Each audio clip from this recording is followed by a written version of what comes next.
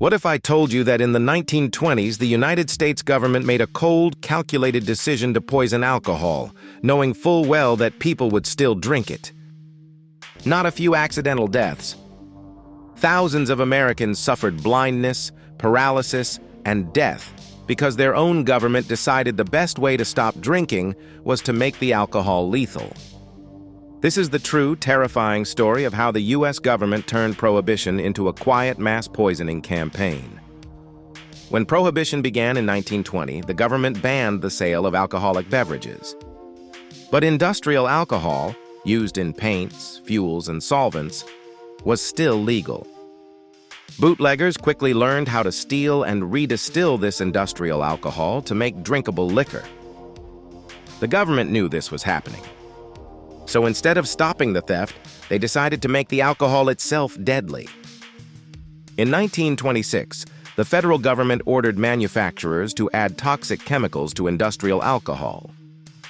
They increased the amount of methanol, wood alcohol, a deadly poison that causes blindness, organ failure, and death. They also added other toxic compounds.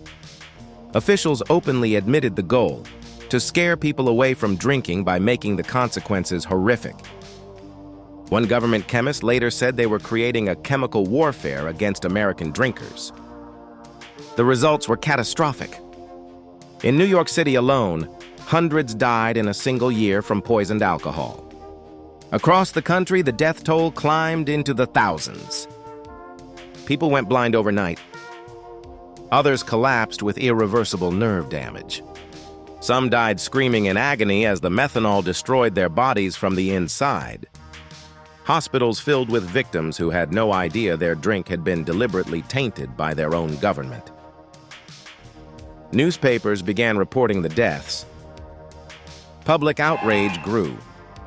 Critics called it state-sponsored murder. One doctor wrote, "The government is not stopping people from drinking. It is simply choosing who gets to live and who gets to die." But the program continued. Officials argued that the drinkers were breaking the law, so their deaths were their own fault. The government never issued a formal apology. Here's what makes this story even more disturbing. The government knew exactly how many people were dying. They tracked the numbers. They watched the body count rise. And they still refused to stop the poisoning program until Prohibition itself was finally repealed in 1933. By then, the damage was done. Thousands of lives had been destroyed by a policy designed not to protect people, but to punish them.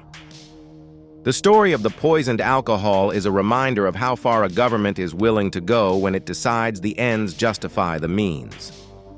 They didn't just ban alcohol. They weaponized it. They turned everyday drinks into instruments of death. And they did it with full knowledge of the human cost.